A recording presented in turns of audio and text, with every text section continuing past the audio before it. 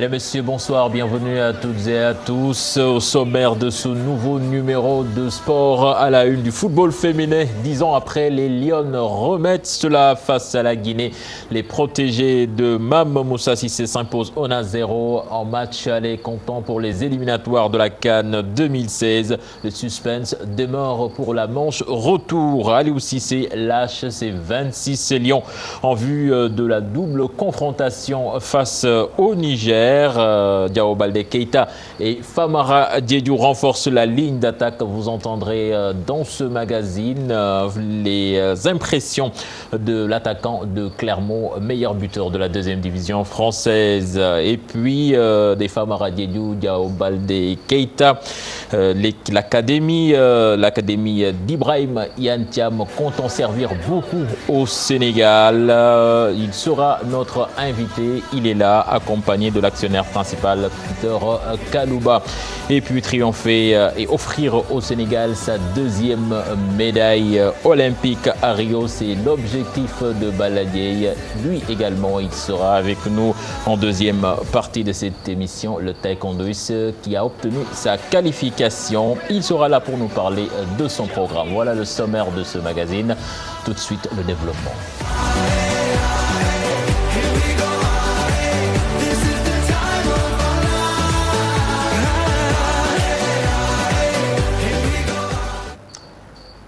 Bonsoir à toutes et à tous. Bonsoir à Malal Junior Dan qui nous vient tout droit de Nouakchott. C'est normal, Cheikh Tidiane, puisqu'on était à Matam, c'est pas loin, donc on est dans la tradition mauritanienne. Bonsoir à tous. Bonsoir à nos invités. Voilà, bonsoir à nos invités. Yann, Thiam, bonsoir. Bonsoir, Cheikh Tidiane Diallo. Bonsoir à Malal et merci de nous avoir invités sur ce plateau. Voilà, et à Peter Kalouba également, qui est le promoteur de ce projet d'académie de football que vous comptez installer à Matam. Nous y reviendrons tout à l'heure. Mais en attendant, Malal Junior, nous allons parler de football féminin avec les Lions qui entament bien les éliminatoires de la CAN 2016. Victoire 1-0 face à la Guinée en but signé Binta Diakhaté à la 4e minute. Nous allons écouter le sélectionneur national Mame Moussa Cissé qui regrette les occasions manquées. Et un peu de regret, satisfaction d'avoir gagné. Ce premier match qui était important pour moi. Ça fait 2 ans qu'on n'a pas gagné au Sénégal. Aujourd'hui, on renoue avec la victoire devant notre public. C'était important. Ça va installer davantage la confiance chez nos filles. Maintenant, ce qui manquait, c'est qu'on pouvait marquer d'autres buts. On a marqué à la 4e minute. On avait l'occasion de marquer d'autres buts ce soir. On n'a pas su le faire. C'est dommage. C'est le seul regret que nous avons ce soir. Mais les filles ont joué un match héroïque. Elles ont été braves, elles se sont données à fond, elles ont répondu, je pense, aux attentes de notre public, elles ont tenu le ballon, elles ont montré qu'elles savent faire de bonnes choses. Et maintenant, le reste, c'est d'abord de savourer cette victoire-là qu'on voulait donner aux Sénégalais. Et maintenant, on a 15 jours pour aller nous battre en Guinée et pour vous ramener. Mame Moussa Cissé qui il n'y a pas longtemps était sur ce plateau et donc le Sénégal qui va se déplacer dans 15 jours à Conakry avec l'objectif d'aller chercher la qualification là-bas et au prochain tour en cas de qualification ils retrouveront, ou bien elles, puisqu'il s'agit des Lions, elles retrouveront le Nigeria, l'ogre nigérian, Malal Junior Diagne. Oui, ce sera un autre match, mais pour l'instant il va falloir bien préparer cette équipe nationale du Sénégal qui retrouve le centre François Bocandé mercredi prochain pour le regroupement fermé. Les Lions vont essayer donc de mettre en place des stratégies pour aller défendre ce but d'avance acquis sur les Guinéennes. L'actualité de la semaine, c'est cette liste d'Aliou Cissé qui a été publiée vendredi dernier, une liste de 26 joueurs. 26 joueurs convoqués par le sélectionneur national en vue de la double confrontation entre le Sénégal et le Niger, des matchs comptant pour les 3e et 4e journées des éliminatoires de la CAN 2017. Sur cette liste, on peut noter les premières convocations de Diao Baldé Keita, mais également de Famara Diédhiou, le meilleur buteur de la Ligue 2 française, mais également 2 joueurs de la Ligue 1 sénégalaise ont également été convoqués par Aliou Cissé. Pape Faraning était à la conférence de presse.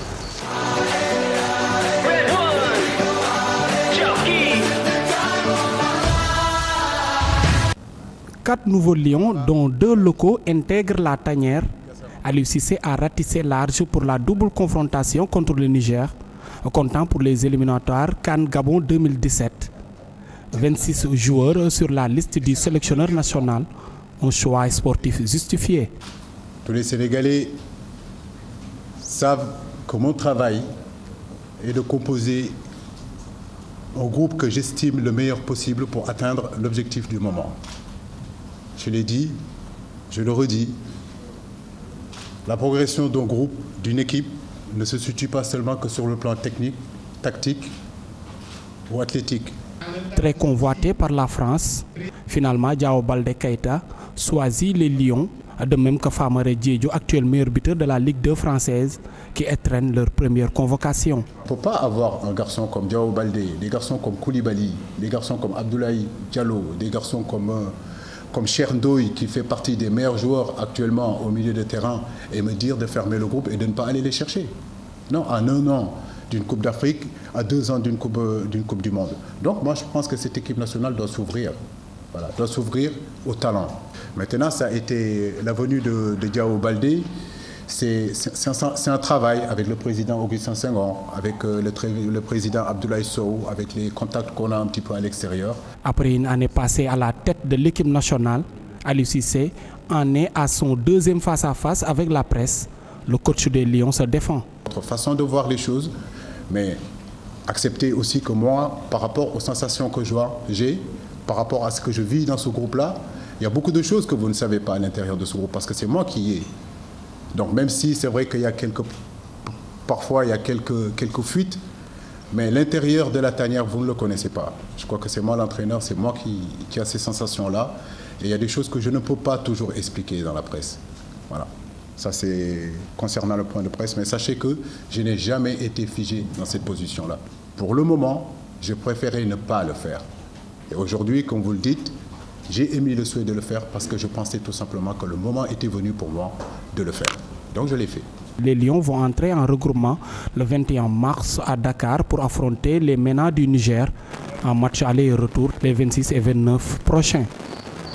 Faraning, à présent la liste dans son intégralité chez les gardiens. Nous avons Abdoulaye Diallo, Khadim Ndiaye, Pape Seydou Ndiaye de NGB, Lamine Gassama en défense, Zargo Touré, Lamine Sané, Karambod, Khalidou Koulibaly, Pape Ndiaye Souaré, Boukari Dramé, Issa Sarr, Idrissa Gana Gueye, Cheikhou Kouyaté, Cheikh Ndoye, Younous Sankharé, Sadio Mané, Chérif Salif Sané du Casa Sport qui intègre également cette équipe nationale, Amara Babi, Diao Baldé Keita, Mohamed Diané, Henri Sévé, Pape Aliou Ndiaye, Moussa Konaté, Mam Biram Diouf, Famara Diédhiou et Baye Omar Niasse. Justement, Malal, nous allons écouter un novice de cette tanière. Pour sa première sélection en équipe nationale, Famara Diédhiou, l'homme qui fait peur à toutes les défenses de la Ligue 1 et de la Ligue 2 française, s'est dit très heureux d'intégrer cette tanière.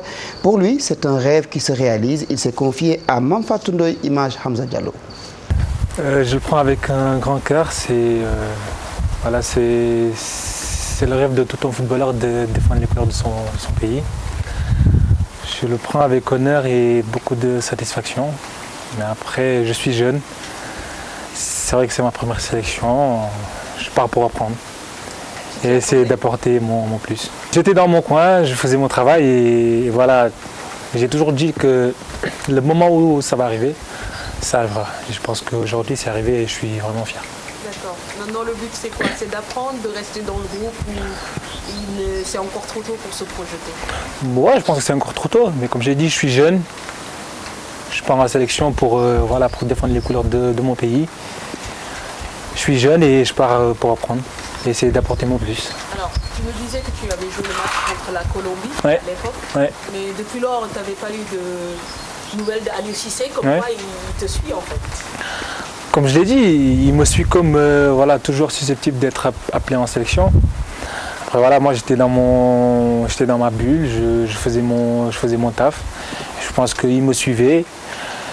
Je me rappelle, il y a un match contre le Burundi, on avait gagné, on s'était croisés, il m'avait beaucoup parlé, qu'il me suivait et je pense qu'aujourd'hui, le jour est arrivé et je suis content.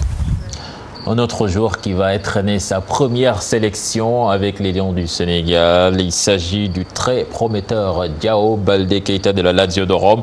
Ce joueur formé au Barça est doté d'une belle technique et la vélocité qui le caractérise font de lui un poison pour les défenses. Explication Mamadou Ndiaye.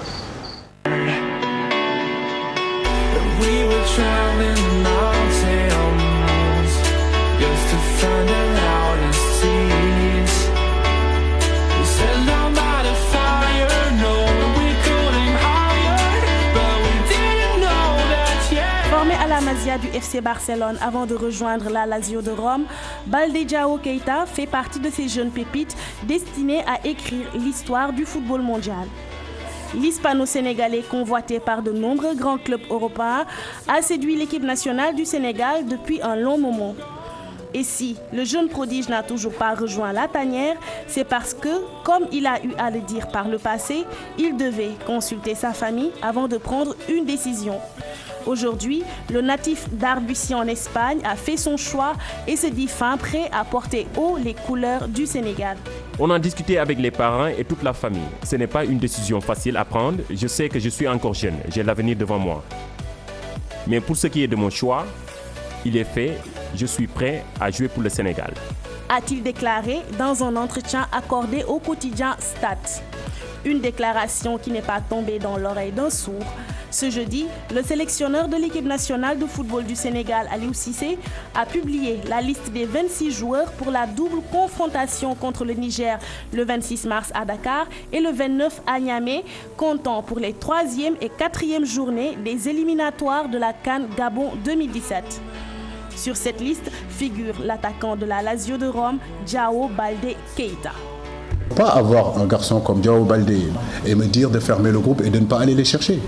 Non, en 1 an d'une Coupe d'Afrique, à 2 ans d'une coupe du Monde.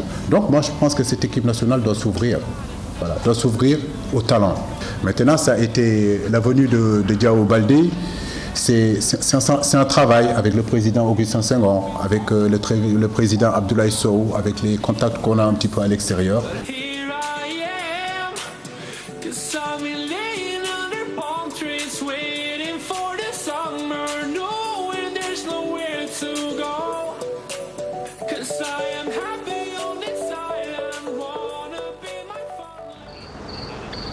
Diao Baldé Keita, je pense que Malal, le Sénégal, va gagner en vitesse et en rapidité avec lui. Surtout, il a une bonne technique avec un bon port de ballon.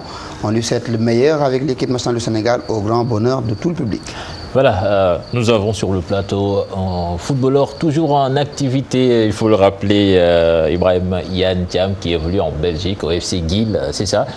Alors Ibrahim, vous suivez quand même la tanière de loin, que vous inspirent ces jeunes qui rejoignent l'équipe nationale du Sénégal. Est-ce que vous pensez qu'ils peuvent apporter un plus-value à cette équipe? Oui, merci cher Tidiane. Je pense que c'est une très bonne chose, comme l'a dit tantôt Aliou Cissé, le coach de l'équipe nationale du Sénégal. Le Sénégal doit s'ouvrir au talent. C'est important pour le Sénégal d'avoir des diversités. Et puis de pouvoir essayer de profiter au maximum des jeunes qui évoluent à l'étranger. Aussi, il faut aussi essayer en même temps garder l'esprit quand même d'une équipe, essayer de garder l'équipe, mais il faut quand même s'ouvrir aussi. Donc c'est important. Mais comment bien les intégrer, ces jeunes qui sont nés et grandis à l'extérieur, comment bien faire pour qu'ils puissent se sentir à l'aise dès le premier contact? D'abord, il y a ce qu'on appelle une intégration dans une équipe. D'abord, essayer de se mettre au service de l'équipe pour que l'équipe lui rende, en tout cas, pour que l'équipe se mette à sa disposition. Ça, c'est important pour une intégration.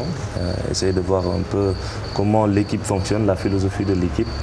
Et là, aussi essayer de les mettre à l'aise un peu, de trouver qu'ils puissent trouver un peu...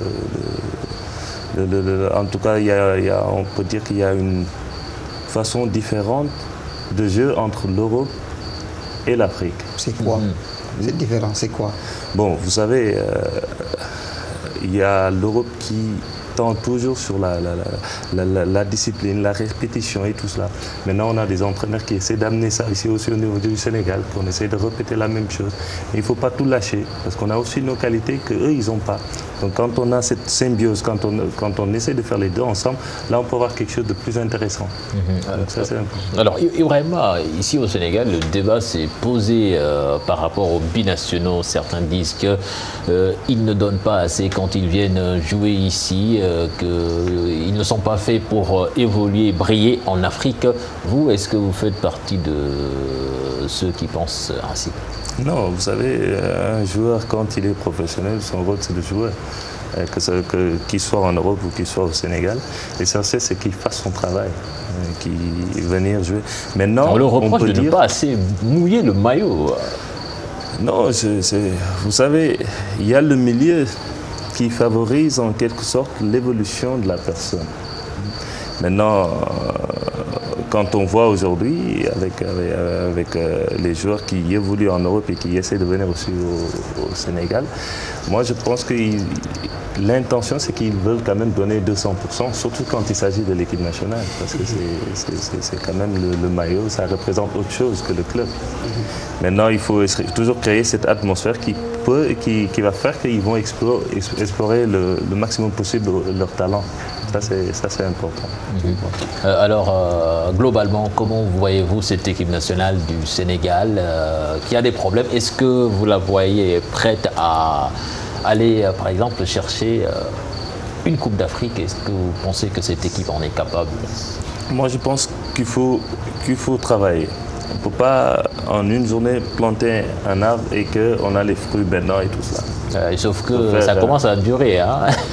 Il faut commencer dès le départ, puis essayer d'augmenter pas à pas pour essayer d'atteindre les objectifs fixés. Donc ça, c'est très important. D'abord, trouver les problèmes, les résoudre, puis petit à petit les mettre sur la table et les appliquer. Ça, c'est important pour qu'on puisse en tout cas retrouver le football qu'on a eu. Vous pensez qu'Aliou Cissé est sur la bonne voie? Oui, il est en train de faire du bon travail, je trouve. Il est en train d'aller chercher les joueurs qui sont à l'extérieur. Il est aussi en train d'essayer de former une équipe qui va essayer de représenter le Sénégal au mieux possible. Et ça, je pense que c'est une chose où il faut vraiment... Il est en train de faire du bon travail, hein, et c'est un ensemble. Et ça ne doit pas être seulement Aliou Cissé, mais c'est un ensemble aussi. Hein, c'est un staff qui doit se mettre au service d'Aliou Cissé pour pouvoir... permettre en tout cas au Sénégal d'avoir la meilleure équipe possible. Voilà, merci Yann. Malal, nous allons aborder ce projet d'installer une académie de football à Matam, un projet d'envergure. Je pense que vous allez vous en rendre compte tout à l'heure. Vous étiez de ce voyage avec Yann pour la pose de la première pierre. Et c'était à près de 500 km de Dakar, à Taïba, où l'on a choisi d'installer ce centre de formation sur une superficie de près de 11 hectares avec un budget dépassant les 160 millions de francs CFA. Objectif, doter l'axe nord d'un centre digne de ce nom avec toutes les commodités nécessaires. Pape Faraning, Khalingay.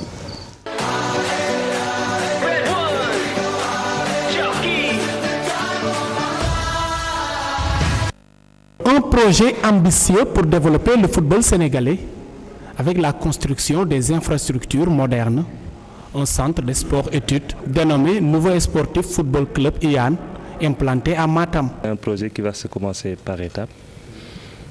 D'abord, on va commencer par l'académie, qui est estimée à 1 200 000 €. L'académie va avoir 4 terrains, plus le centre qui va en quelque sorte faire ramener de l'argent pour encore faire dérouler l'académie. Je n'ai pas dit que les joueurs qui sont là-bas vont seulement venir de Matam. On a d'abord sur le territoire sénégalais des joueurs qui nous viennent de Bignona, c'est dans le sud. Des joueurs qui nous viennent de Louga, des joueurs qui nous viennent de Diourbel. Il y a 3 joueurs donc, et un peu partout à Dakar. On a aussi 2 joueurs qui vont venir en France. Les pensionnaires du centre apprécient cette belle initiative qui va leur permettre de réaliser leurs rêves. On a réussi à trouver un arrangement pour que je vienne ici entrer le centre pour quelques temps et après de repartir là-bas, Inch'Allah, de signer un contrat professionnel. Maintenant, presque un mois que je suis là et je suis bien, on s'occupe bien de moi. Une initiative qui participe à développer le pays est magnifiée par les autorités. On ne le dira jamais assez que féliciter Ibrahima et son partenaire. Parce que avoir un tel projet, avoir la générosité aussi, parce que c'est de la générosité, d'investir dans une zone où il y a presque, monsieur le maire, vous m'excusez du terme, mais presque rien, je crois que c'est déjà quelque chose. Et tous les Sénégalais auront fini de comprendre qu'ensemble, nous devons nous donner la main pour venir construire notre Sénégal là. La première pierre a été posée en présence des autorités et les partenaires, un centre sport-études pour rehausser le football sénégalais qui peine à gagner en Afrique. Alors Yann, on a l'impression que le centre il existe depuis belle lurette, mais que l'académie va suivre ainsi que le stade, tout cela après quoi. Exactement. On va dire que l'équipe était en train de s'entraîner maintenant depuis plus de 3 ans. On a essayé quand même de former une équipe, de les entraîner, d'essayer d'amener notre philosophie un peu. Et on a vu que c'était le moment de leur faire participer aux compétitions. On s'est inscrit cette année pour compétir au niveau régional, au niveau de Matam. D'ailleurs, on profite de cette occasion pour remercier quand même la Fédération sénégalaise de football, qui quand même aussi essaie aussi de bien suivre un peu le football qui est un peu aux alentours. Parce que le football aussi, c'est pas seulement sur Dakar, ça doit être un peu partout, décentralisé un peu. Alors dites-nous, ce projet, comment est-ce que ça a germé et pourquoi Matam? Voilà, vous savez, Matam, quand on avait dit ça au début, tout le monde pensait qu'on était un peu fou. Mais bon, moi j'ai dit, on m'a d'abord parlé de la chaleur, on m'a d'abord parlé que c'était loin. Mais il faut savoir que Matam, c'est un croisement. Vous avez le Mali, vous avez la Mauritanie et on peut avoir aussi le Sénégal. Donc il y a déjà un croisement pour pouvoir utiliser les 3 pays. Et nous, ce qu'on recherche à travers cette académie, quand même, c'est d'essayer de le faire international. Essayer de faire d'abord venir les autres pays africains qui peuvent bénéficier de cette académie, les enfants du Sénégalais qui peuvent bénéficier aussi de cette académie, mais surtout aussi essayer de faire venir des équipes européennes qui viendront en tout cas découvrir Matam. Donc, et l'académie elle-même pourra aussi faire en quelque sorte développer la ville de Matam. Vous allez nous servir de traducteur pour introduire Peter Kalouba. Alors moi j'aimerais savoir qu'est-ce qui l'a motivé lui à vous accompagner dans ce projet-là, à injecter autant d'argent pour un centre de formation à Matam. So he's now I'm going to be the translator a little bit. So he's asking that what was your motivation to come join this project, this academy, and to invest a certain amount of money into this project. Nanga def. Sant Yàlla. Jërëjëf si dalal bi. Merci, c'est magnifique. Kontaan naa si li kontaan naa si li maa nekk fii. Merci. maa ngi jàng tuuti wolof. Bien sûr. maa ngi wax anglais. So I'll speak in English. Okay. And the reason is the friendship that we met with Ibrahima 2 years ago in the Real Madrid Business School. And that was the moment that we started to talk about the way how we can cooperate. Then we came to the point that we want to create the project which will be connected to sport and social side. So this is our primary objective, and the reason why I'm here, this is friendship, and Mangi Harit ak Sénégal ak Ibrahima. That's the reason. Donc voilà la raison principale un peu, c'est l'amitié. L'amitié parce que on s'est rencontrés il y a 3 ans en Espagne. À Madrid. Ouais, à Madrid. Quand on faisait notre MBA, Master Management Sport au Real Madrid. Et on a discuté de comment on pouvait faire notre collaboration ensemble. Comment on pourrait travailler, parce que lui quand même il est dans le social et moi je suis un peu dans le sport. Donc l'idée est née là-bas et à partir de ce moment-là où on a commencé à faire des projets ensemble. Alors ça va vous coûter combien construire un centre comme ça à Matam? Donc on est à 1 200 000 €. Ça fait combien de CFA? Il faut multiplier par 600. Donc, 200 millions, ça. 1 200 000 €. Mais il y a aussi des projets qui vont s'ajouter au plus, hein, parce qu'il y a quand même des projets qui seront externes qui vont aider aussi le football à mieux se développer. Donc, c'est ça, justement, Yann, vous avez tout à l'heure évoqué plusieurs facteurs. l'argent, le budget, il est colossal. Une académie à Matam, vous l'avez dit, il y a la chaleur, tout cela. Ce problème de rentabilité à l'avenir ne risque-t-il pas de s'opposer? Non, vous savez, moi je dirais plutôt que Matam, maintenant qu'on y va, je dirais que c'est une excellente décision. Parce que déjà, il y a d'abord le facteur qu'il faut essayer de développer le sport un peu partout au Sénégal. Donc on décentralise. Maintenant, il y a aussi, il faut savoir que nous, on est surtout basé sur d'abord la famille, l'éducation et le sport. Parce qu'on a toujours tendance à oublier la famille et l'éducation. On se base toujours sur le sport. Alors que le sport, à un moment donné, ça va se finir. 35 ans, c'est fini. Et donc c'est sport-études? C'est sport-études, mais surtout avec la participation de la famille. Parce que la motivation d'un joueur, ça vient de là-bas. D'où vient le joueur? La famille. La famille. Elle est très importante, la famille. Aujourd'hui, nous, dans nos temps, on était partis en formation. Après, je vais revenir peut-être sur... On était partis en formation à l'étranger, où on a fait les académies là-bas, mais il y avait quand même un manque. Il y avait la famille qui était assez loin. Donc si on arrive à avoir cette même formation, qui est quand même très bien, parce que ça nous a aidé à faire forger notre vie, mais qu'il soit présent à côté. Donc la famille donne un peu la motivation. Et la réussite d'un joueur de football, c'est plutôt la motivation, le mental. Donc vous allez forcément mettre l'accent sur les gamins de cette localité du Sénégal?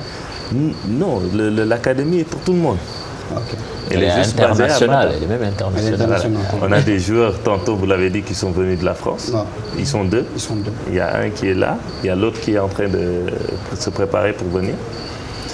Il y a des joueurs qui nous viennent de Louga, de Diourbel, de Bignona, un peu partout, où on a vraiment essayé de voir dans toutes les régions la meilleure formule possible d'utiliser un peu. Et c'est quoi les critères pour être sélectionné au niveau de l'académie? Non, dans un premier temps, il y avait un recrut qui a été fait par des experts où on a mis pour regarder d'abord le talent. Okay. Mais l'étude est primordiale. L'étude est primordiale. Même dans la philosophie où on va amener pour dérouler l'académie, il faudra être bon à l'école, ou en tout cas il faudra être bon dans les études pour pouvoir jouer dans le...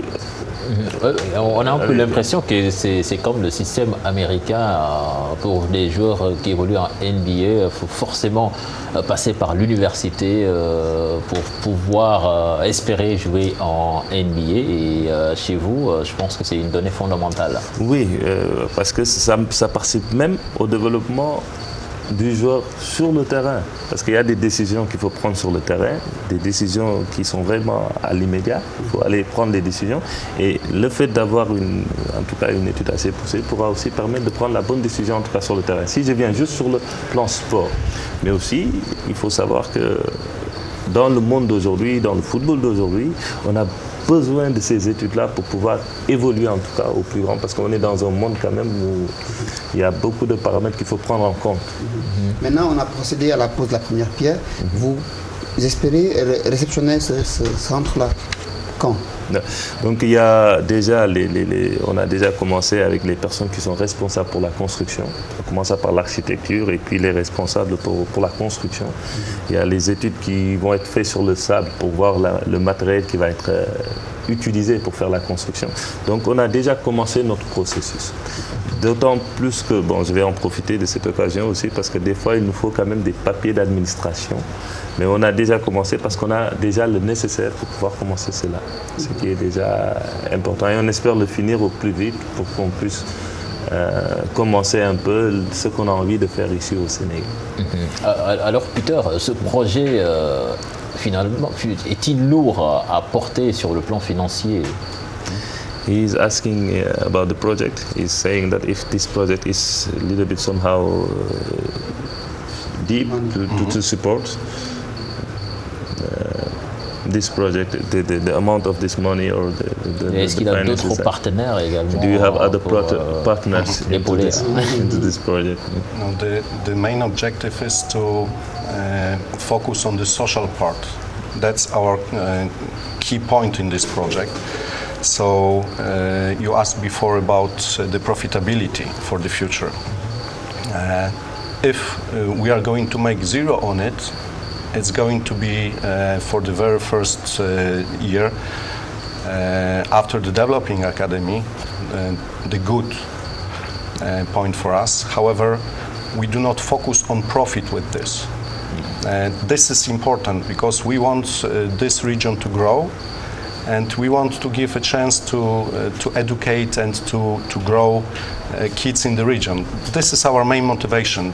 Profit is the second part. If it will come from the professional teams that we are going to host in the academy. Donc voilà, il dit que tantôt vous avez parlé des profits qu'on peut avoir à travers cette académie, mais il vient d'ajouter que c'est vraiment en second plan. Ce qui intéresse le plus, c'est les jeunes, parce qu'il est dans le social. Donc si ça vient, ça viendra. Mais il est plutôt, même s'il a dans la première année 0 profit, il serait content avec ça. Mais c'est plutôt dans le social, comment essayer de faire évoluer et comment essayer de faire développer la région. C'est le point le plus important pour ça. However, we have some partners and we invite partners as well to support our project. So we have partners from Poland and we have partners from Senegal. And the point is that we want to make it international. This is not going to be only Senegalese, this is not only to be only Polish. We want to make it international. Mais quand même, il ajoute que nous avons quand même des partenaires en Pologne, nous avons aussi des partenaires ici au Sénégal et on voudrait essayer de le faire que ça soit international. C'est le plus important. Ici au Sénégal, on a vu l'exemple de Génération Foot qui est en partenariat avec un club français qui est de FC Metz. Vous évoluez à Guil. Je pense même que le président de votre club est dans ce projet. Est-ce que vous envisagez de nouer des partenariats avec certains clubs européens? Oui, vous savez, HVGL était un partenariat depuis le départ. Le président était déjà ici 2 fois, mais il est aussi dans le plan de la construction et tout ça. On a aussi des partenaires avec des clubs qui sont en Pologne, où on a lié des partenariats qui sont vraiment, qui vont supporter aussi cette académie de plusieurs façons. Et ce qui est aussi intéressant pour nous, parce que aussi il faut, quand on essaie de préparer quelque chose, quand on essaie de former quelque chose aussi, il faut qu'on puisse voir si ça avance un peu. Alors, avant de nous quitter, les fruits commencent à pousser. Je pense qu'il y a des joueurs qui commencent même à émerger. Bon, c'est un peu trop tôt pour le dire, mais bon, nous, en tout cas, on remercie le bon Dieu. Il y a quand même des joueurs qui ont déjà intégré certaines équipes polonaises et qu'il y a 2 qui vont suivre. Qui vont intégrer dans la petite catégorie, parce qu'il y a une formule où on ne peut pas faire signer des jeunes moins de 18 ans par rapport aux lois, mais il y a l'éducation qui nous permet toujours de pouvoir les intégrer. Et il y a aussi nos partenaires qui viendront ici à Dakar et nous rendre visite et pouvoir encore développer tout ça. Et le jeune Diao, il se porte bien? Oui, il se porte bien, c'est le moment d'en profiter pour dire qu'il a fait son début avec le Kielce Corona, qui est aussi un club de D1 polonaise, et il est en train de bien faire. Il était même homme du match le week-end passé. C'est bien, ça marche alors. Voilà, merci Ibrahima, Yann, merci Peter. C'était un plaisir de vous avoir sur ce plateau. Voilà donc, et on souhaite bon vent pour ce projet et on espère également que le Sénégal en bénéficiera en matière de talent. Voilà. Voilà, merci et bon vent. Merci. Voilà, tout à l'heure nous allons parler de taekwondo avec Baladier qui va nous rejoindre. En attendant, Malal, on va faire plus connaissance avec l'homme. L'homme est plusieurs fois champion d'Afrique. Il a gagné également la médaille d'argent lors des Jeux africains en 2015. Baladier va participer pour la première fois aux Jeux olympiques. Ce sera au Brésil, à Rio.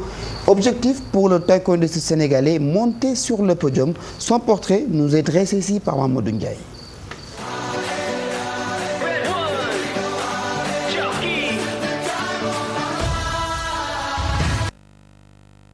Un retour triomphal, l'unique taekwondoïste sénégalais a décroché sa première qualification aux JO 2016. Balla Dièye a été accueilli par ses sympathisants. Voir tout ce monde-là venir t'accueillir à l'aéroport, ça veut dire que les gens ils comptent sur vous et moi ça me donne la force et aussi encore plus de motivation. Une qualification, fruit de 3 ans de travail. Quand j'ai obtenu ma médaille de bronze, j'ai été reçu par le chef de l'État. Il m'a demandé qu'est-ce que vous voulez. Je lui ai juste dit que je veux être dans les meilleurs centres au monde, en Allemagne.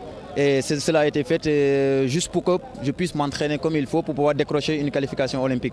Et puis en quittant cette audience, j'avais dit au chef de l'État que je vais revenir ici avec une qualification olympique. Je ne pouvais pas rentrer au Sénégal sans une qualification olympique. Raison pour laquelle je me suis sacrifié pendant des mois, pendant des années, juste pour décrocher une qualification olympique. Parce qu'il ne me restait que ça dans ma carrière, il ne me restait que ça dans mon palmarès. Balla Dièye au Brésil, pas une surprise pour les dirigeants de taekwondo. Il le voit même sur le podium à Rio. Aujourd'hui, il fait partie des 10 athlètes les mieux placés sur le ranking mondial. Donc aujourd'hui, il a de réelles chances. Et en plus de la qualification, il a compéti la semaine passée à l'Open de Turquie où il a terminé 3e, médaille de bronze. Donc aujourd'hui, tout ce qu'on lui souhaite, c'est de remporter une médaille parce que depuis Amadou Diaba, le Sénégal n'a pas eu de médaille olympique. Donc aujourd'hui, c'est une réelle chance et il faut que les autorités le comprennent ainsi. Et il faut qu'il mette tous les moyens à sa disposition. En tout cas, nous, au niveau du taekwondo, pour notre part, nous allons mobiliser toutes les ressources qui sont à notre niveau pour le soutenir. Une fois à Dakar, pas de répit. L'athlète démarre déjà les entraînements.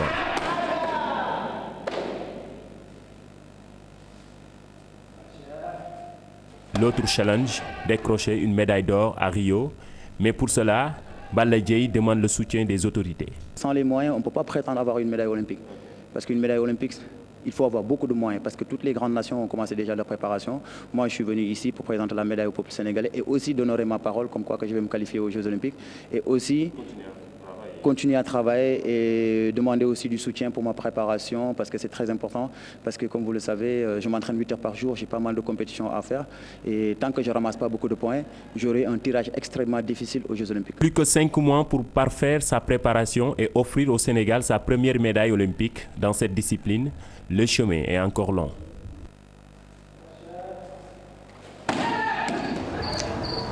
Amadou Ndiaye, merci justement Balla Dièye sur ce plateau avec nous. Balla, bonsoir. Bonsoir. Voilà, Balla donc qui vient de se qualifier pour les Jeux Olympiques de Rio. Balla Dièye donc qui a tout gagné au Sénégal et en Afrique. Alors Balla, qu'est-ce qu'on peut vous souhaiter? Bon, déjà, je vous remercie pour l'invitation sur ce plateau.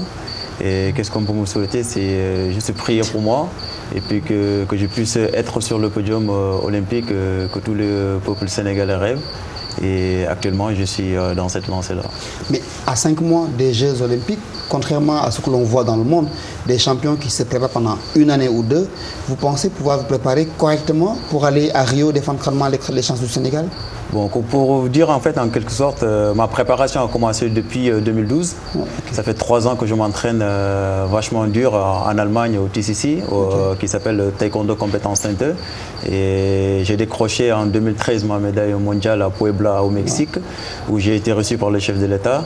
Et c'est grâce à son Excellence le Président de la République que j'ai pu intégrer l'un des meilleurs centres dans le monde en Allemagne, et raison pour laquelle j'ai continué mes entraînements et me perfectionner davantage pour pouvoir décrocher cette qualification olympique. Et quand j'ai été reçu par le chef de l'État, je l'avais promis de revenir au Sénégal avec une qualification olympique parce que je ne pouvais pas partir dans l'une des meilleurs centres au monde et de revenir au Sénégal sans une qualification olympique. Raison pour laquelle je suis parti là-bas et me sacrifier et me concentrer que sur cette qualification olympique. Et Dieu merci, c'est atteint. Acquise maintenant à Dakar, c'est quoi votre programme pour le travail? Une fois que j'ai terminé en fait la compétition à Agadir avec mon coach Marcus Kerlofol, il a déjà établi le plan pour durant les 5 mois qui vont venir parce que ce sera des 5 mois très durs où j'aurai beaucoup de compétitions pour glaner le maximum de points parce que ces points-là, ça me permettra d'être bien classé sur le ranking. Et sur le ranking, c'est ce qui va déterminer le jour J des Jeux Olympiques pour le tirage. Actuellement, je suis le numéro 6 mondial parmi les 16 et ils ont commencé à faire les compétitions de gauche à droite et j'ai même loupé l'Open d'Égypte parce que j'ai pas encore en fait le budget nécessaire et je pense que d'ici quelques semaines, ça ça va se débloquer avec le ministère des Sports et le Comité national olympique.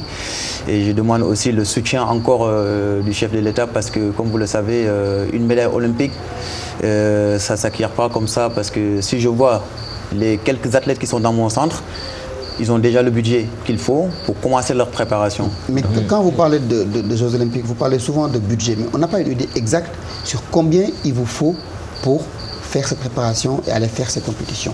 Bon, pour parler exactement de budget, moi je ne connais pas le budget exactement parce que comme vous le savez, moi je m'arrête au championnat du monde. Je n'ai jamais fait une préparation olympique. Mon coach, il a fait presque 4 Olympiades, il a des médailles olympiques, mais la différence se trouve au niveau des pays. Parce que si je vois l'Allemand qui est dans une catégorie moins de 58 kg, qui a presque 2 millions d'euros pour sa préparation, c'est énorme. Mais il mise beaucoup d'argent au niveau de la préparation physique, au niveau du diététique médical. Tout est pris en charge pour que cet athlète parte aux Jeux olympiques pour décrocher une médaille olympique. Moi, je ne demande pas grand-chose parce que je suis là-bas dans ce centre-là grâce avec mon coach qui est un petit peu un deuxième père pour moi. Et donc, mais on a fait le plan de telle sorte que le jour J des Jeux olympiques, je serai prêt pour décrocher une médaille olympique. Justement, est-ce que vous mesurez l'ampleur de la tâche si l'on sait que beaucoup de vos potentiels adversaires sont déjà des médailles olympiques? Oui, déjà pour vous dire qu'il y a le Turc qui est médaille d'or olympique, qui va défendre encore le titre là-bas, Servet Tazgul, que j'ai déjà rencontré et que j'ai déjà battu aussi depuis en Turquie même. Il y a, on peut citer que González l'Espagnol qui est une médaille olympique en 58 kg qui va monter maintenant en 68 kg et qui a entamé une préparation très très lourde. Pour vous dire qu'il y a presque 5 personnes qui sont déjà des médailles olympiques mais tout le groupe, on a déjà fait des podiums au niveau championnat du monde. Moi j'ai fait double médaille mondiale. Donc on peut dire qu'aux Jeux olympiques, tout se joue au niveau de la préparation. Raison pour laquelle je suis un petit peu aussi au Sénégal pour essayer de faire comprendre que les gens, une médaille olympique, ça ne s'acquiert pas comme ça. Il faut avoir des moyens pour pouvoir participer. Mais moi, cette fois-ci, je ne pars pas là-bas pour faire du tourisme. Je pars pour gagner une médaille olympique. Et qui dit médaille olympique, il faut les moyens. On vous sent déterminé. Beaucoup de détermination, ouais. Oui, je suis déterminé parce que j'ai envie de montrer que le drapeau sénégalais peut monter là où aussi on peut voir les drapeaux américains, allemands, français et tout ça. Et par la grâce du bon Dieu, je me donne, même si je n'ai pas les moyens, déjà au niveau mental, je suis prêt. On vous sent prêt? Je suis déjà prêt parce que moi, je m'entraîne tous les jours, 8 heures par jour. C'est pas pour rien que je m'entraîne, c'est pas pour rien que je me sacrifie presque pendant 4 ans. Ma vie se résume que l'entraînement, dormir, compétir. Depuis plusieurs années, je fais que ça. Donc je suis déjà prêt. Je voyais Rio depuis très longtemps. Avant même les qualifications olympiques, je disais que je vais aller aux Jeux olympiques. Je vais aller aux Jeux olympiques. Et je m'entraînais que pour ça. Le jour des qualifications olympiques, en demi-finale, c'était mon combat que je devais faire pour me qualifier à Rio. Et Dieu merci, j'ai mis KO l'adversaire qui était en face de moi. Pour vous dire que moi, je me voyais déjà loin pour Rio. Maintenant, j'ai déjà acquis la qualification olympique. Je sollicite encore le président de la République qui m'avait soutenu pour me qualifier. Il vous a reçu après cette médaille? Non, pas encore, mais j'ai déjà rencontré le MDC, le ministre directeur de cabinet, M. Youm, qui m'a promis de faire le nécessaire. Et il y a d'autres autorités, notamment son Excellence le consul de Lyon, M. Alioune Diop et Ndaye Binta Gassama de Sacré-Cœur 3. Tous ces gens-là sont en train de travailler davantage pour que le président de la République puisse me recevoir pour lui dire que j'ai tenu ma promesse de qualifier aux Jeux olympiques déjà, surtout ça, parce que je ne pouvais pas rentrer au Sénégal sans une qualification olympique. Mais Dieu merci, je m'entraîne au stade Léopold Sédar Senghor en faisant mes 8 heures par jour tout le temps avec un partenaire, Moustapha Kama, et l'entraîneur national Babacar Diop pour au moins garder la forme. Est-ce que vous savez est-ce que vous sentez cette union sacrée derrière vous là, que c'est le moment pour cette deuxième médaille olympique pour le Sénégal? Je le sens déjà quand je traverse la rue, quand je marche dans la rue, quand je m'entraîne dehors au niveau de la corniche, les gens viennent me saluer et me félicitent. Et déjà, j'ai jamais ressenti ça dans ma vie. Quand je pars au marché, je vois des gens qui me disent que c'est vous qu'on avait vu à la télé. Ils prient pour moi, tout le temps, en train de prier pour moi, pour me dire que, Inch'Allah, vous allez ramener cette médaille olympique. Et ça, c'est encore une source de motivation pour moi. Ça me donne encore l'envie de m'entraîner 16 heures par jour, voire même 24 heures par jour. Juste pour dire que je pars au Brésil, Inch'Allah, mais pas pour faire figuration. Je pars là-bas, c'est juste pour tout le peuple sénégalais. Je pars là-bas pour celui que j'ai rencontré dans la rue, qui me félicite ou bien qui m'encourage et tout ça. Et je sais que je ne suis pas le seul qui va aller à Rio. Il y a les basketteuses qui vont aller aussi à Rio. Il y a un kayakiste qui va aller à Rio. Peut-être qu'il y a d'autres athlètes aussi qui vont se qualifier. Je prie aussi qu'il y a beaucoup d'athlètes qui vont se qualifier. De basket du Sénégal qui va jouer aussi. Qui ont joué aussi. Je prie que tous ces gens-là se qualifient pour qu'on partir à Rio pour décrocher beaucoup de médailles olympiques. Pas que seulement Baladji. Parce que tout le monde est capable de décrocher une médaille olympique. Alors, Balla, on vous sent très déterminé. Balla, il y a de cela quelques années, vous avez refusé l'appel de la France. Oui, c'est exact. J'ai refusé l'appel de la France parce que tout à l'heure, j'ai suivi, on parlait de sport-études. Moi, j'étais au CREPS de Toulouse, je faisais mes études et en même temps le sport. Même si j'ai un bac plus 9 et je me consacrais qu'au niveau des études parce que j'étais parti en France en fait parce que quand j'ai eu mon bac avec mention, j'ai eu une bourse du Sénégal pour aller là-bas faire les études. Et en même temps, je m'entraînais. Et je me voyais mal de refuser tout ce que le Sénégal a fait pour moi et pour combattre pour la France. J'ai dit non, je vais continuer pour le Sénégal. Je suis ici grâce au Sénégal. Et je vais continuer pour combattre pour mon pays et me battre pour mon pays. Et je n'ai pas regretté. Parce que j'ai ramené des médailles que la France, ils n'ont même pas ramenées dans leur collectif au niveau des hommes. Et aujourd'hui, je suis content. Et grâce à mes parents aussi, beaucoup de bonne volonté, de soutien, mon maître aussi, maître Damsek, qui m'a beaucoup poussé et m'a beaucoup encouragé pour combattre, raison pour laquelle je n'ai pas choisi la France, même si j'ai été sollicité pour la France pour combattre. Mais je ne le regrette pas parce que je suis digne de porter le drapeau Sénégal encore au plus haut possible. On sent une force mentale qui est importante chez un combattant, surtout à votre niveau. Elle vous vient d'où? De Mohamed Ali, raison pour laquelle j'ai sorti ce slogan « Ose devenir qui tu es ». Et cette force mentale aussi, je l'ai aussi grâce à l'expérience que j'ai rencontrée dans ma vie aussi. Parce qu'il y a pas mal d'événements qui se sont passés, mais grâce à mon père aussi, qui nous a quittés il n'y a pas longtemps. Et c'est un père qui me suivait tout le temps, qui a beaucoup fait pour le Sénégal. Et c'est grâce à lui aussi que j'ai acquis aussi cette force mentale, parce que il n'a jamais voulu que j'abandonne. Toujours aller de l'avant. Parce que son devise, c'est d'aller toujours de l'avant. C'est un élément du GIGN. Raison pour laquelle j'avais cette force mentale. Peut-être que c'est lui qui me l'a transmis. Mais là où il est, je prie pour lui et c'est grâce à lui aussi. Voilà, là pour le moment, le Sénégal ne compte qu'une seule médaille olympique, Amadou Diaba. Et j'espère qu'il est entré en contact avec vous.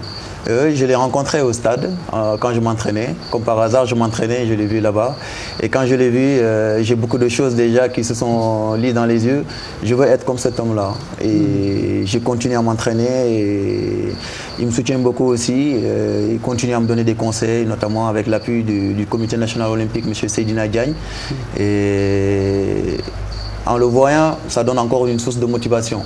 Et j'espère que, Inch'Allah, si le bon Dieu nous donne la force et les prières des parents et tout le monde, on va y arriver, Inch'Allah. Voilà, c'est tout le mal que l'on vous souhaite. Le podium olympique ou bien même la plus haute marche du podium. Voilà. Vous le méritez et votre pays le mérite aussi, le Sénégal. Voilà, nous allons rester avec les sports de combat. C'est pour parler de lutte simple avec la finale du tournoi des lourds et légers organisé par Alpha Productions. Recruc a triomphé chez les lourds. Il y avait également d'autres combats, notamment à Thiès, organisés par Sidi Diakhaté. On vous laisse savourer ces combats montés par Mao Cissé.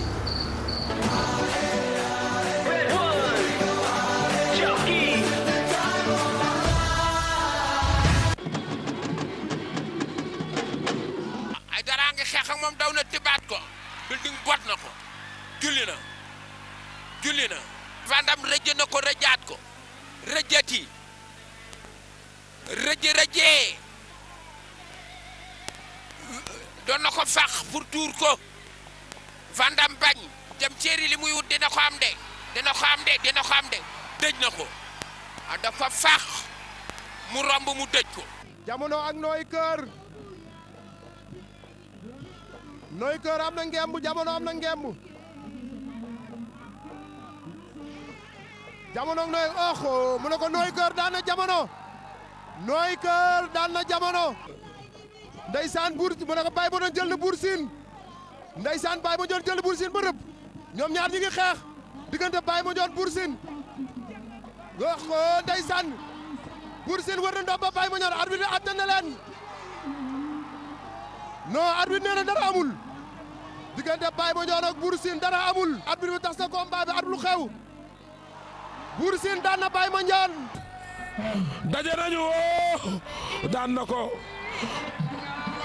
François Senghor jël na final bi Alpha ngi noonu li am na solo jeex na Reug Reug jël na ko. Il y avait de la lutte simple, de la lutte avec frappe également. Il y avait de bons lutteurs aussi sur les images. De bons lutteurs. Reug Reug. Oui, il paraît qu'il est très fort. Comme son nom, il terrorise tout le monde. Il paraît qu'il est très fort, ce Reug Reug. Voilà, c'était donc des images de Mao Cissé que nous remercions. Nous parlons basketball avec les résultats de la 6e journée du championnat chez les filles dans la poule A. Uzo Garaf 45-64, Bop ICV de Dakar 42-75, Kaolack Basket Club Duc 30-76, poule B Ziguinchor Basket Club AIC Cefo 50-70, Mbour Basket Club Saint-Louis Basket Club 41-65, UGB JA 76-57. Au classement dans la poule A, le Dakar Université Club est leader avec 12 points, suivi du Garaf 2e avec 10 points, 3e AIC Ville de Dakar 10 points, 4e Bop 9 points, 5e Uzo 7 points, 6e Kaolack Basket Club 6 points. Dans la poule B, Saint-Louis Basket Club leader avec 12 points, 2e UGB 11 points, 3e JA 9 points, 4e ASCFO 9 points, 5e Mour Basket Club 7 points et puis 6e Ziguinchor Basket Club 6 points. Malal, chez les hommes. Chez les hommes, on va parler donc des dernières rencontres qui se sont jouées ce dimanche avec la victoire du Duc sur Mermoz 84-45. À noter également la victoire de l'Université Gaston Berger sur Saltigué 69-56. Louga a dominé Rail 68-45 dans la poule B. L'équipe de l'AS Douanes est allée battre à Saint-Louis l'équipe de Saint-Louis Basket Club 59-51. L'équipe de ASFA a pris le meilleur sur Mbour 55-27. L'équipe de la Médina Basket Club a perdu face à la Cibac 58-39, qui a été au repos au classement donc dans la poule A. Duc est leader avec 14 points, Uzo deuxième avec 12 points, 3e Louga Basket avec 12 points également. L'UGB donc 4e avec 12 points. Rail et Mermoz Saltigué ferment la marche dans la poule B. A noter que l'AS Douanes domine les débats avec 14 points, SLBC 2e avec 13 points. Les militaires de l'ASFA sont également 3e avec 13 points, Cibac est 4e avec 12 points. En bas de tableau, on retrouve Mbour Basket 7e avec 8 points, ACTS avec 10 points et 6e, et Medina Basket avec 11 points occupe la 5e place du classement. Basket aux États-Unis, performance individuelle en baisse cette semaine pour notre Gorgui Sidien national de Minnesota. Fin de série pour Toronto, malgré le record de lancers francs établi par DeRozan. Et puis Golden State chute devant les Lakers de Los Angeles. Le tout nous est résumé par Chersadi Boudjara et Mambiram Diouf.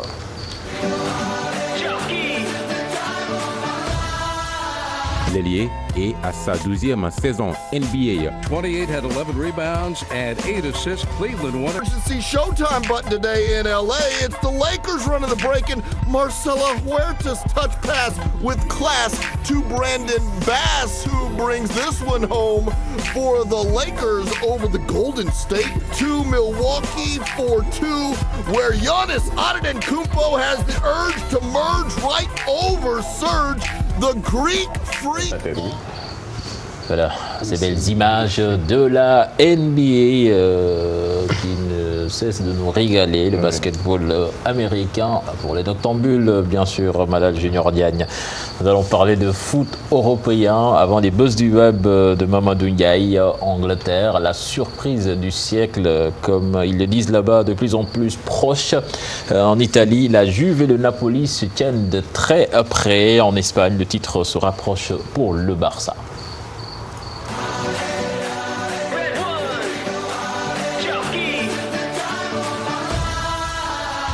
Nous démarrons avec la 29e journée du championnat d'Angleterre. Leicester fait la très bonne opération de ce week-end.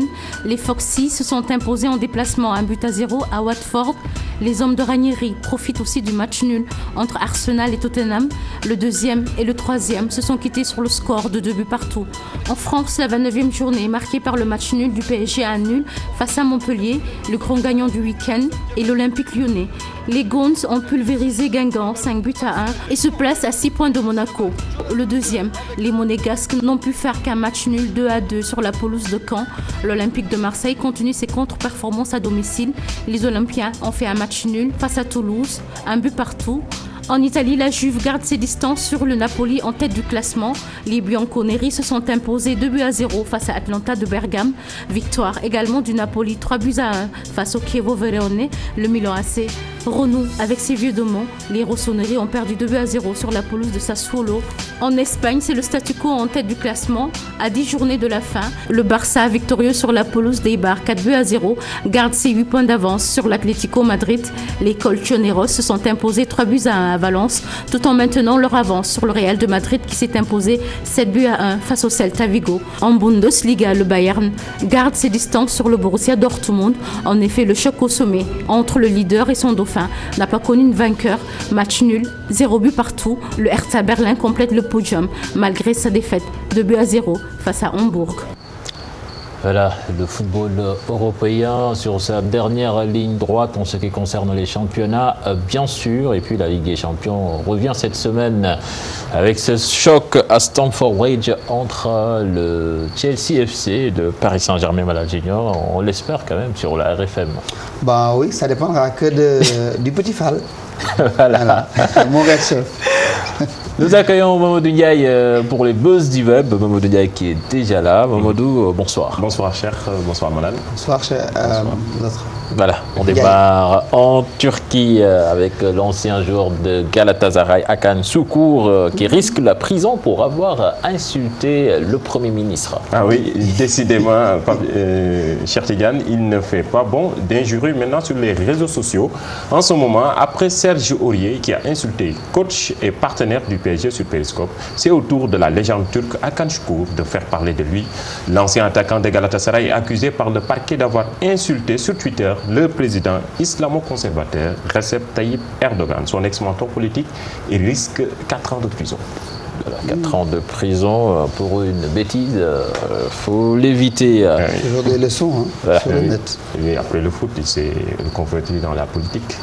Alors, tous les jours, apparemment, ont problème avec l'Internet. La CAF, Mamadou, félicite l'Égyptien Mohamed Salah. Ah oui, auteur de 2 buts et une passe décisive contre Fiorentina, Mohamed Salah a bien mérité l'éloge de tout le monde. La page officielle de la Confédération africaine de football a été au rendez-vous en félicitant le Pharaon pour sa performance incroyable avec l'AS Roma cette saison, 11 buts et 5 passes décisives. Aubameyang, il en a reçu combien de félicitations? C'est lui, c'est-à-dire il devient par exemple le joueur africain le plus qui a le plus grand nombre de passes décisives et de buts cette saison. Salah. Oui, en Italie. Okay. Ouais, en tout cas, félicitations à lui. Oui. Je pensais que c'est parce que le siège de la CAF était OK. En tout cas, il y a beaucoup de joueurs africains qui méritent des félicitations. Marez, notamment, qui est en train, magnifique. Voilà, qui est en train de mener Leicester vers le titre. En Italie, la Juventus de Turin a retrouvé son fauteuil de leader de Serie A grâce à un exploit de Mario Lemina. Victoire de la Juve sur la pelouse de l'Atalanta de Bergame, 2-0. C'était ce dimanche. Oui, pendant que l'OM éprouve les pires difficultés à s'imposer à domicile, les anciens Marseillais brillent à l'image de Dimitri Payet et aussi à Mario Lemina qui s'est illustré ce dimanche sur la pelouse d'Atalanta Bergame. Le milieu de terrain a illuminé la victoire plutôt morose de la Juventus de Turin. Regardez. Por cierto, se llevó la tarjeta amarilla Rafael Toloi por esa última acción, a pesar de no tocar el balón con la mano. ¡Ojo al disparo! ¡Gol!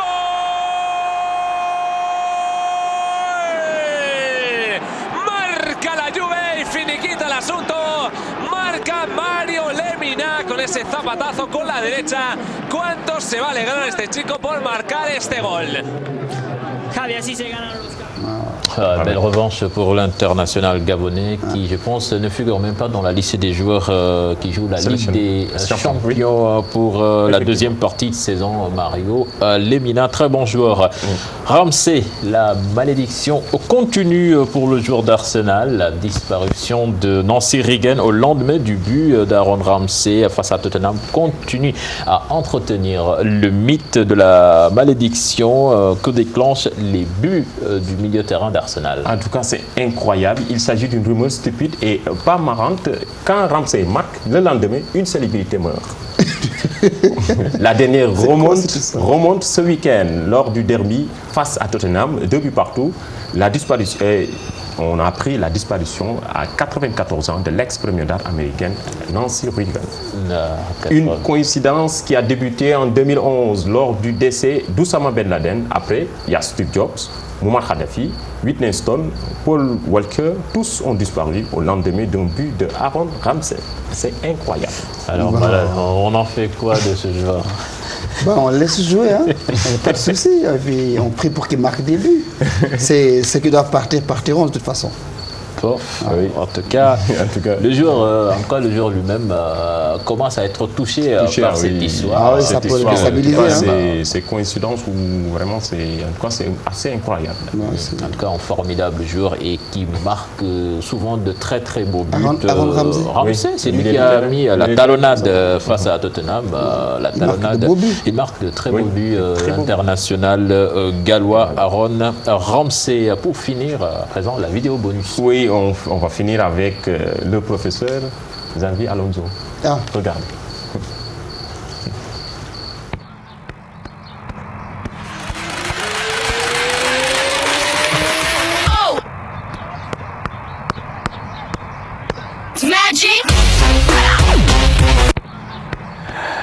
Ça, c'est pas Pierre Da Silva. Ça, c'est sûr.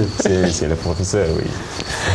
L'international espagnol, c'est pas pour rien qu'il est champion du monde et champion d'Europe, vainqueur de la Ligue des Champions. Avec une mise de 10 millions, Diao ne fera jamais ça. Jamais.